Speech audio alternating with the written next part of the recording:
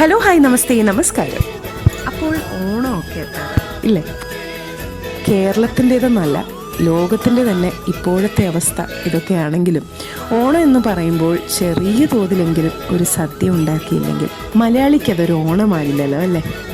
കറിയുത്തമ്മയുടെ സദ്യ റെസിപ്പീസിൽ അമ്മ ഷെയർ ചെയ്യാത്ത ഒരു ട്രഡീഷണൽ കേരള സദ്യ സൈഡ് ഡിഷ് കൂട്ടുകറി. ഇന്ന് അമ്മയുടെ കൂട്ടുകറി നമുക്ക് കാണാം.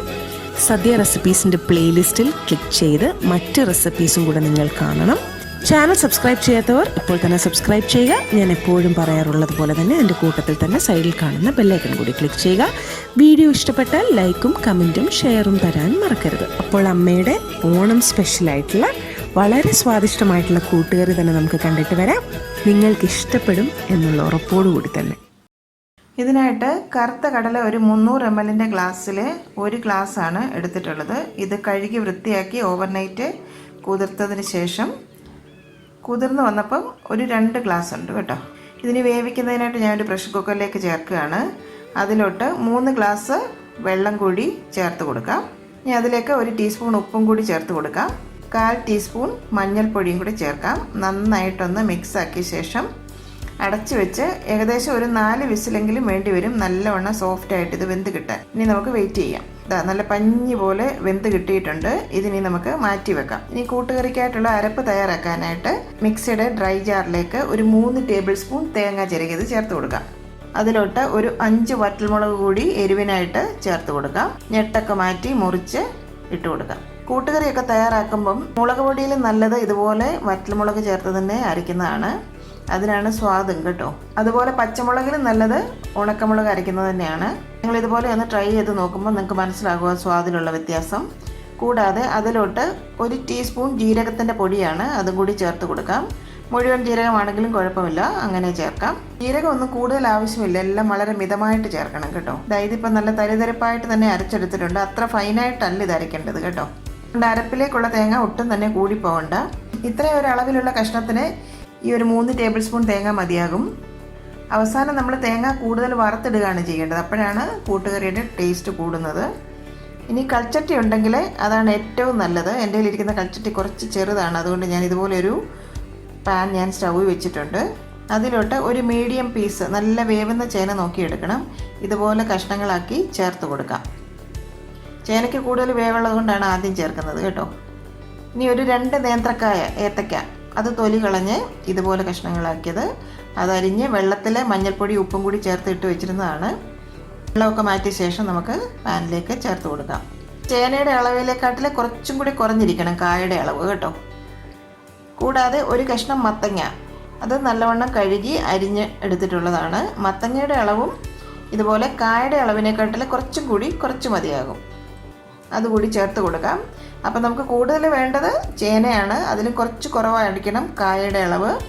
അതിലും കുറച്ച് മതി മത്തങ്ങയുടെ അളവ്.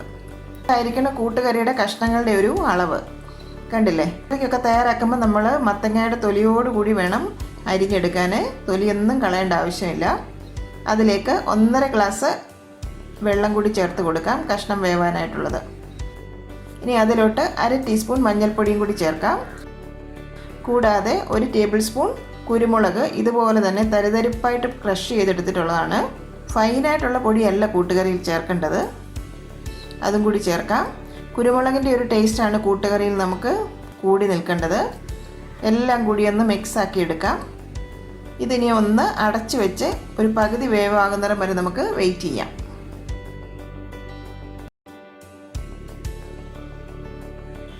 പകുതി വേവായാൽ കഷ്ണത്തിന് ആവശ്യമായ ഉപ്പും കൂടി നമുക്ക് ചേർത്ത് വീണ്ടും ഒന്ന് ഇളക്കി ഒന്നും കൂടി അടച്ചു വെക്കാം.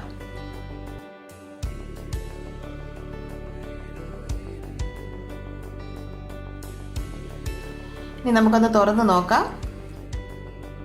കഷ്ണമൊക്കെ 1/4 വേവായിട്ടുണ്ട്. ഇനി നമ്മൾ ആ വേവിച്ച് വെച്ചിരിക്കുന്ന കടല വെള്ളത്തോടു കൂടി തന്നെ ഇതിലേക്ക് ചേർത്ത് കൊടുക്കാം. ചേനയും കായും ഒക്കെ നന്നായിട്ട് വെന്തിട്ടുണ്ട്, എങ്കിലും ഒരു 5 മിനിറ്റ് കൂടി ഒന്ന് അടച്ചു വെച്ചിട്ട് വേവിക്കാം. ഇനി നമുക്ക് അടപ്പൊന്ന് മാറ്റാം. എല്ലാ കഷ്ണങ്ങളും നന്നായി തന്നെ വെന്തിട്ടുണ്ട്. ഇപ്പോൾ ചാറൊക്കെ ഒന്ന് നന്നായിട്ട് കുറുകി വന്നിട്ടുണ്ട്. ഈ ഒരു സമയത്ത് നമ്മൾ ഒട്ടും വെള്ളം ചേർക്കാതെ അരച്ച് വെച്ചിരിക്കുന്ന ആ തേങ്ങയുടെ കൂട്ടും കൂടി ഇതിലേക്ക് ചേർത്ത് കൊടുക്കാം. വളരെ കുറച്ചേ ഉള്ളൂ, നന്നായിട്ടങ്ങ് ഇളക്കി കൊടുക്കാം.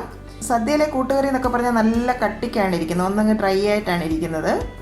അപ്പോൾ ഗ്രേവിയൊക്കെ ഒന്ന് വറ്റിയതിന് ശേഷം വേണം നമ്മൾ അരപ്പ് ചേർത്ത് കൊടുക്കാൻ. അതുപോലെ തന്നെ അരപ്പ് ഒട്ടും വെള്ളം ചേർക്കാതെ തന്നെ അരച്ചെടുക്കണം. ഇതിനി കൂടുതൽ അങ്ങ് തിളപ്പിക്കേണ്ട, ഒരു 2 മിനിറ്റ് ഒന്ന് തിളച്ച് വന്നാൽ മതി. ഉപ്പൊക്കെ ഒന്ന് നോക്കാം, അല്പം കൂടി ഉപ്പ് ചേർക്കാം. ഇത്രയും വറ്റി കിട്ടിയാൽ മതി. ഇനി നമുക്കതിലേക്ക് വറുത്ത് ചേർക്കണം. അതിനായിട്ട് ഒരു പാനിലേക്ക് 4-5 ടേബിൾ സ്പൂൺ വെളിച്ചെണ്ണ ചേർത്ത് കൊടുക്കാം. വെളിച്ചെണ്ണ തന്നെ വേണം കേട്ടോ. ഇത്രയെങ്കിലും വെളിച്ചെണ്ണ ചേർത്തെങ്കിൽ നമുക്ക് ആ തേങ്ങ നന്നായിട്ട് വറുത്തെടുക്കാൻ പറ്റുള്ളൂ. എണ്ണ നന്നായി ചൂടായി വന്നു കഴിഞ്ഞാൽ 2 ടീസ്പൂൺ കടുക് ചേർത്ത് കൊടുക്കാം. കടുക് മുഴുവനായിട്ട് പൊട്ടിക്കഴിഞ്ഞാൽ അതിലേക്ക് ഒരു അരമുറി തേങ്ങ ചിരകിയതാണ്. അത് മിക്സർ ഡ്രൈ ജാറിലിട്ട് ഒന്നങ്ങ് കറക്കി എടുത്തിട്ടുണ്ട് കേട്ടോ. അപ്പോൾ ഒരുപോലെ മൂത്ത് കിട്ടും. അപ്പോൾ തേങ്ങ നമ്മൾ അരച്ചപ്പം ഒരു 3 ടേബിൾ സ്പൂണേ നമ്മൾ ചേർത്തുള്ളൂ. ബാക്കി ഇതുപോലെ വറുത്ത് ചേർക്കുകയാണ് ചെയ്യുന്നത്. ഒരു ലോ ടു മീഡിയം ഫ്ലെയിമിൽ വെച്ചിട്ട് ഒരു നല്ല ഗോൾഡൻ ബ്രൗൺ കളർ ആകുന്നിടം വരെ നമുക്ക് തേങ്ങ ഒന്ന് മൂപ്പിച്ചെടുക്കണം. പകുതി മൂപ്പായി കഴിഞ്ഞാൽ അതിലോട്ട് ഒരു 2-3 തണ്ട് കറിവേപ്പില ചേർത്ത് കൊടുക്കാം.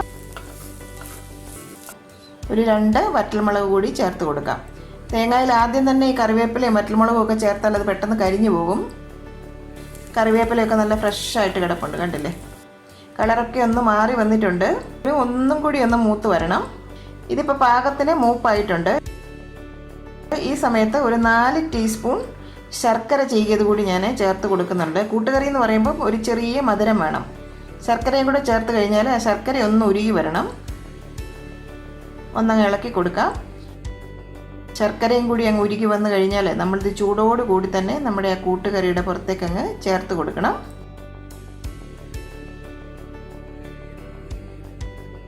ഇതിപ്പോൾ ഇളക്കണ്ട കേട്ടോ.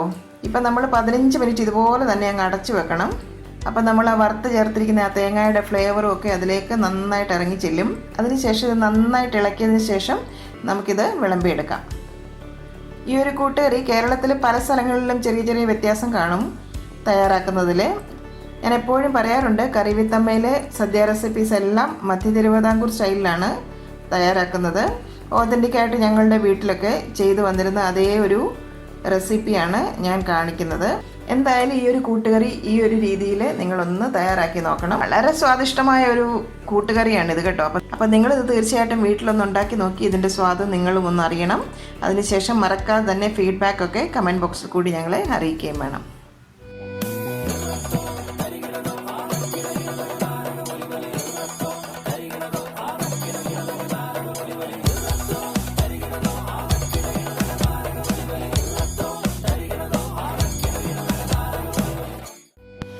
അമ്മയുടെ ഇന്നത്തെ റെസിപ്പി നിങ്ങൾക്ക് ഇഷ്ടമായെങ്കിൽ ഈ വീഡിയോ നിങ്ങൾ തീർച്ചയായും ലൈക്ക് ചെയ്ത് ഷെയർ ചെയ്യണം. ഒപ്പം തന്നെ കറി വിത്ത് അമ്മ സബ്സ്ക്രൈബ് ചെയ്യാനും ബെൽ ഐക്കൺ ക്ലിക്ക് ചെയ്യാനും മറക്കരുത്. പെട്ടെന്ന് തന്നെ ഞാനും അമ്മയും മറ്റൊരു റെസിപ്പിയുമായി എത്തും. അതുവരേക്കും നന്ദി, ഗുഡ് ബൈ.